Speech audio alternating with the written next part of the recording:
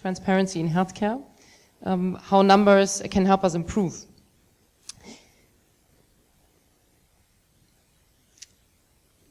Maybe to start, what qualifies me to talk about transparency in healthcare. I'm a medical doctor. On the one hand, I was qualified as a medical doctor, but I became a consultant after I finished my medical studies. That's sometimes a strange state of mind, but it's interesting. Why did this happen? It mainly happened because I studied abroad quite a bit in Sweden, in Chile, in South Korea, and I again and again saw that systems in other places work differently, sometimes better, sometimes worse. And I came to the conclusion that I wanted to better understand what makes a system work well, what makes that it does not work well, and what are the levers that are there to improve it. And that's why I went away from the actual medicine into consultancy and worked with healthcare companies and healthcare systems for the last 5 years. Now, to understand healthcare and health systems, numbers are quite important. And I've always loved numbers if they're used in statistics and in statistics, especially when they're made, and we're going to play this again in a minute, especially when they're made personal, if they give you personal meaning, and if you're able to benchmark them, compare them to other numbers, and if they spark ideas, and if they create solutions. And I want to give you an example of, I think, the master of statistics, Hans Rosling, which has also spoken at TED. This is a site you can use online. It's called Gapminder. And I just want to give you a quick insight on why health systems are so interesting. If you see here, this is the life expectancy. This is the total health spending per person in international dollar. And here you have all the countries in the world that exist, that have data supplied.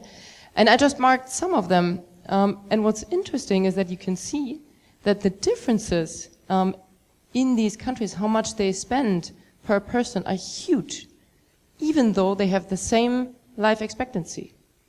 If you look at Singapore, they spend about, I think, a little more than $1,000 per person, and the United States is at $7,000 a person. So who makes mistakes here?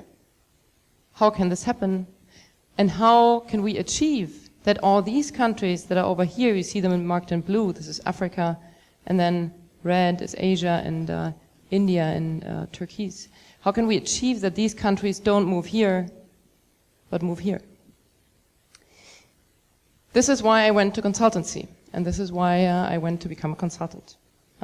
Now, going back to my time as a medical doctor, I was confronted with a lot of numbers and research in the lab results of my patients, and finally in the treatment decisions I was taking. This is because there is an approach called evidence-based medicine, which means that if you take a treatment decision for a patient, which is the best treatment, you don't rely on your view, on your maybe biased view as a single doctor who has maybe seen 2,000, 3,000 patients, but you rely on collective knowledge. And this collective knowledge is called evidence-based medicine. A very interesting early example of this is the Framingham study.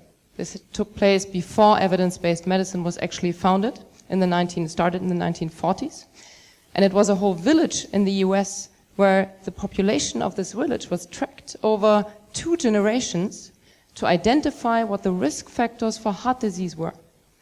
It's still one of the most cited studies in the world, actually, and most of the risk factors that we treat today were identified in that study. So this is what evidence-based is. It actually only really became popular when, in 1973, a guy named Archie Cochrane wrote a book called Effectiveness and Efficiency, Random Thoughts on Health Services, where he laid out the need to collect evidence and to evaluate this evidence and make it available to every medical practitioner to improve the treatments that are there in the world globally. And this was taken up, and the Cochrane collaboration was founded, and the Cochrane Library was established, where this knowledge, so the evaluation of treatments, is being published to whoever wants to access it as open, shared knowledge. It's now absolute gold standard. Every medication you take, whenever, is based on this principle, on evidence-based medicine.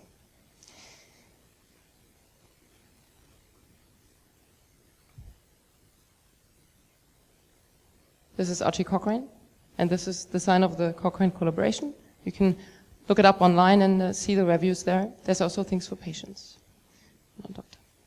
Now, as a consultant in healthcare companies and systems, I found that there was just the same enormous need of creating an evidence base to find treatments, to find solutions to the problems health systems have. It's not the stroke, it's the daily operations to be managed in a hospital. It's not the chronic disease, it's the financial stability of a health system. And then it's also influencing patient behavior, a huge topic that's very important. Western countries struggle with the latter, what I just mentioned, the patient behavior. Developing countries struggle with different things, more basic things, such as having access for all their citizens to healthcare. Now, working in these health systems, analyzing a lot of data, I was asking myself, now, where is the Cochrane library here? Where is the Cochrane collaboration? Where's the platform where all this knowledge is shared? Because it's there. People, different countries do different things. And the first step I took, and I just want to give you a small example of this, is to look in the databases within Germany for health systems. And I had prepared a small movie, but I have now 2 screenshots which I think are totally enough to understand what I'm talking about. This is data on the health insurance of the Ministry of Health. It's called KPIs and formulas. And then there's a platform that is supposed to display data very transparently in easy tables to understand. It goes on like this and looks more complicated if you click on one of these links even. So is the data easily accessible? Yes, kind of. Is it well prepared? Not really. And is it easy to understand? Definitely not. In addition to this, I realized that there was also no real interest in making data understandable and transparent. Instead, most people that work within healthcare use it in a mostly manipulative way. Politicians who want to get elected, lobbyists who want to have profits for their clients, physicians, nurses, people working in hospitals because they are afraid of more transparency. For example, in the field of more transparency in quality of medical care or mistakes. And this is the reason why transparency is so difficult in healthcare. And what is the result? The result is the development of myth. You all know there's lots of talks about myth in healthcare. I could name 1,000. The tricky thing about myth is that they're very easy to create, but very hard to get out of people's minds. I've shown you one example. It's from the 1940s. It took quite a long time to eliminate this myth. It's an ad from Lucky Strike. It's, physicians say that it's your throat protection against irritation and against cough. The principle was the same. Before there was evidence-based medicine, there was a lot of myth around, and people believed them. Even the more informed they are often, the more they believe in myth. There's studies about this as well. So, I have brought you one myth that's been flying around for the past 1-2 years. It's getting more and more, and this is the lack of physicians in Germany. So you can see I brought you, cut out some headlines here. There's 12,000 physicians missing in hospitals. They flee to abroad because the conditions are so bad. There's a lot of doctors fleeing into other industries to work in more better paid jobs. There's going to be wait lists because there are not enough physicians around. Now, is this really the case? So I went into some evidence and tried to prove that this is actually true. The first one was another master in statistics, which Brand 1 is a magazine that does statistics really well in the beginning of the magazine. And I found this number. It's the number of inhabitants per doctor in the year 1970. It's 615 inhabitants per doctor. And then there's the number for 2004, inhabitants per doctor. And it's gone down. So a doctor has less inhabitants to treat. Interesting. So either our population has rapidly gone down, or maybe the number of doctors has actually increased. Interesting. So I went a little bit further and I looked at more evidence. And I found two other interesting things. First is that the number of licensed physicians in Germany has actually increased quite a bit every year. It still does. Starting from the year 96, the year 2009, there's been a 25% increase of doctors. So it's 25% more doctors. We're now at some little bit above 400,000. Interesting. And then if you look at the number of doctors per 1,000 inhabitants and compare this internationally, again you see, interesting. There's other countries that I would go and have an operation, like UK, USA, Canada, Japan. They have a lot less doctors than we do per 1,000 inhabitants. Interesting. So what about this myth? Where does it come from? And I brought you a couple of factors that drive this myth. The first one is the European Working Directive, which has been put in place in 2004, that limits the number of hours doctors can work to 40 hours per week. Now that's good, because doctors shouldn't work too much, but it has put down productivity quite a bit.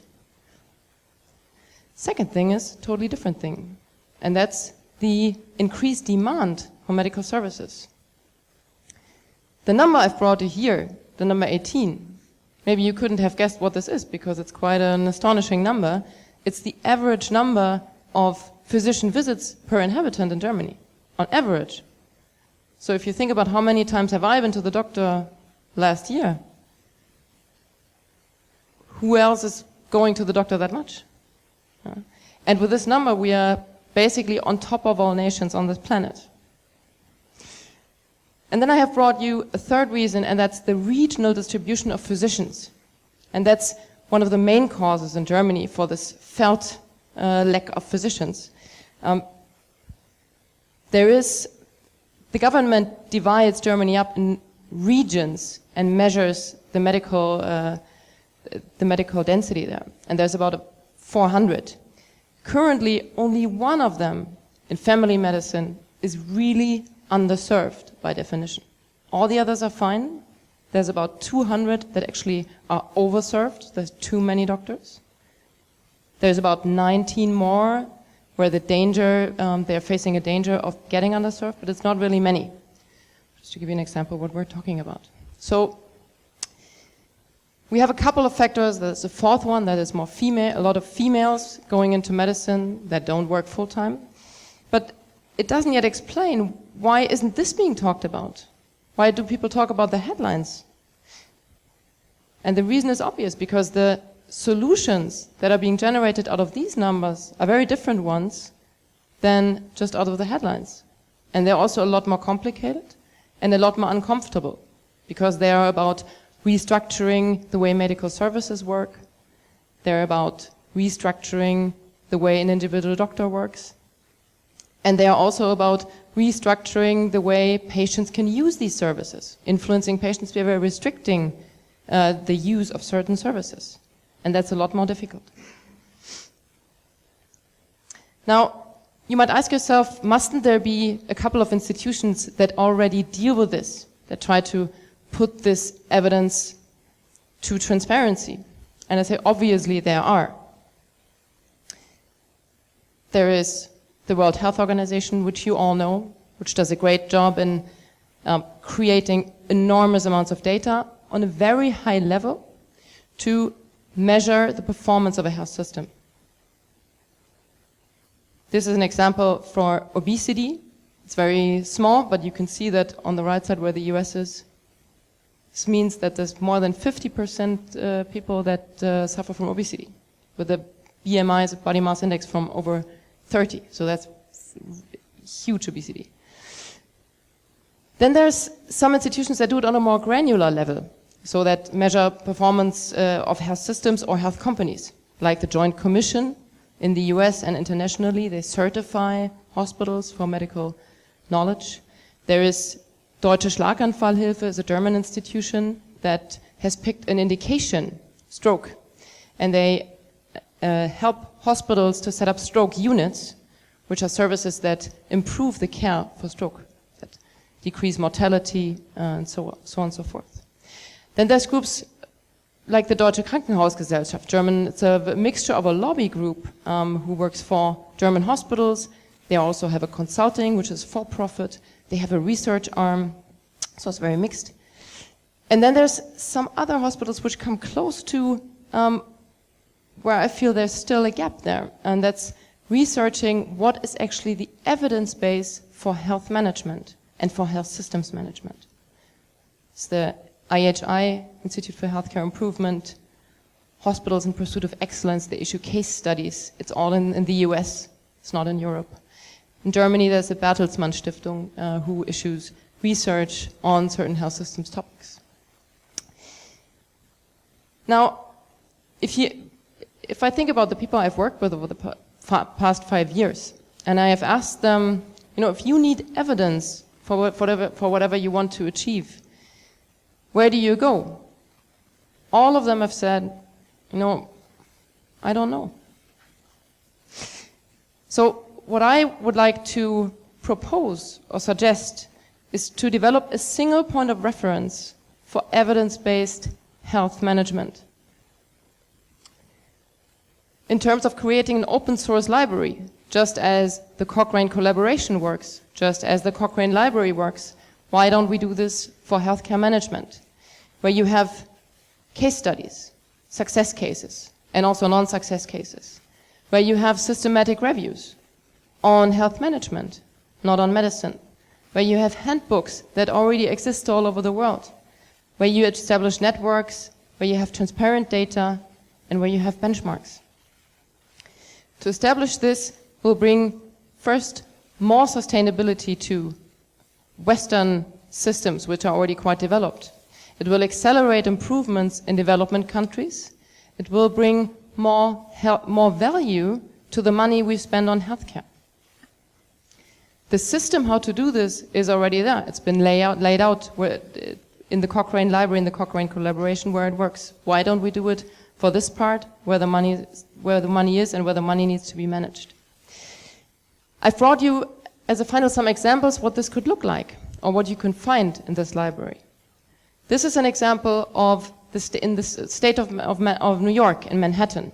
They've issued a law, a regulation, that obliges fast food chains to put up calories on the displays of their food. They've established this in 2008, and they have already proven that it leads to, on average, a reduction of 100 calories in the things people order. So quite interesting. And in this case, at least, it was easy to implement. I've brought you this one just for fun. It's a different thing because I like the way to calculate calories per dollar. I don't know if you want much or little. And I was also very shocked by this number, which is that the double Whopper with cheese is almost 1,000 calories. Second example, doctors' evaluation portals, something that's just springing up in Germany, has been there for a while in the US, and it's something that is not so easy to put up because there's a lot of counterpart in the physician population, for example. Why don't we share this? In which countries does it exist? How did the setup work? What are the pitfalls? What are the hurdles? And how do we make this successful? And thirdly, again, towards the financial part of it, business cases of what to invest in. Should we have an MRI or should we not have an MRI? How can we share this resource? How can we avoid that we buy something and then it's underutilized? This is a brochure from Siemens, who issue community hospital white papers for them. But is this a business case that you really want, or is this a business case from the company, or do you need other knowledge? To summarize this, I think an open source library like this could be a great chance to establish a new structure how we can improve healthcare in Germany as a start, all over the world. The approach has already been proven, so why don't we go ahead and do it? And as a last thing, I just wanted to show you that sustainability is usually a matter of thinking long term. And this is a cartoon from the times of Bismarck, shortly before he went through with his reforms on social insurances in Germany, which is the basis for everything we do in social insurance right now. He's the only one who looked long-sighted to 1980. There was another guy who looked at 1890, which was the time of the next elections. There was another guy who was only looking for the money that was there now. And there was another guy who was looking for Rome, what the church did. This part, actually, I didn't really understand. But I like very much this picture, especially as it has proven right. What he did then was right. That's what our wealth and our well-being is based on. And I encourage you, if you have comments, ideas for this idea, post them to us at support transparencyinhealthcare.org. And I thank you very much for your attention.